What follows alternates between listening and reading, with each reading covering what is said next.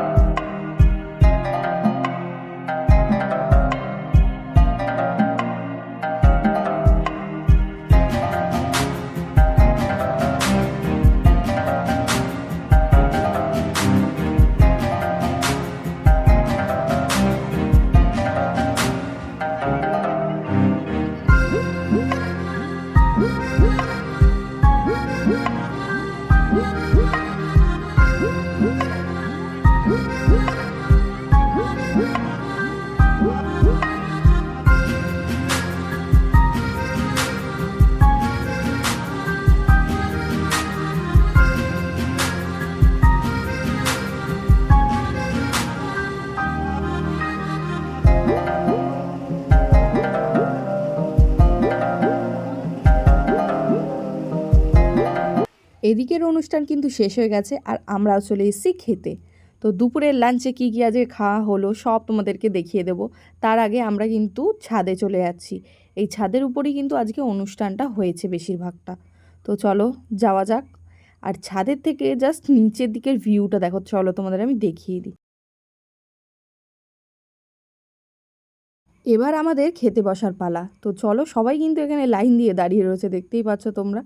তো এবার আমরা খেতে বসে পড়বো। দেখো এত গরম, তার মধ্যে ছাদের ওপরে এসে এতক্ষণ ধরে দাঁড়িয়ে রয়েছি, প্রচণ্ড পরিমাণে গরম লাগছিল। তারপর আমরা সিট পেয়ে বসে পড়লাম সবাই মিলে খেতে। তো আজকের মেনুতে কি কি আছে চলো তোমাদের দেখিয়ে দিই। প্রথমেই কিন্তু ভাত পড়ে গেছে আমাদের পাতে, তারপর চলে আসছে ডাল, তার সঙ্গে আলুর চিপস। তো চলো তোমাদের দেখিয়ে দিই আগে। ডাল দিয়ে খাওয়া শেষ হতে না হতেই পাতে পড়ে গেল পটল চিংড়ি। গরমের দিনে তো অনুষ্ঠান বাড়িতে বেশিরভাগ এই রান্নাটা হবেই। রান্নাগুলো কিন্তু খুব সুন্দর ছিল আজকে।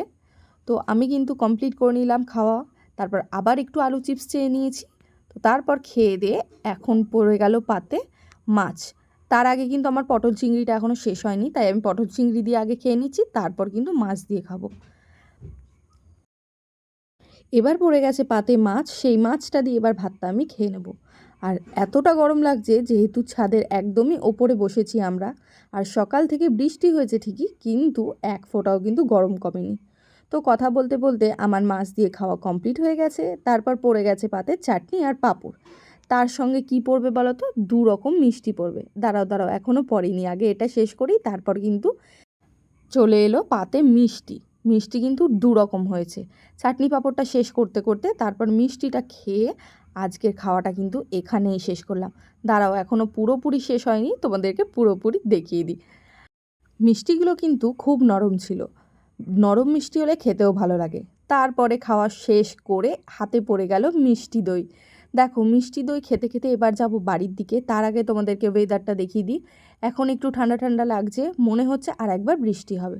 তো আজকের ভিডিওটা আমি এখানেই শেষ করলাম। খাওয়া দাওয়া কমপ্লিট করে আমরা কিন্তু চলে এলাম দিদাবাড়ি।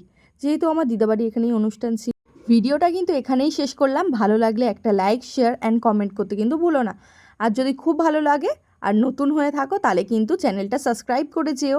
আজকের মতো এখানেই শেষ করলাম। টাটা।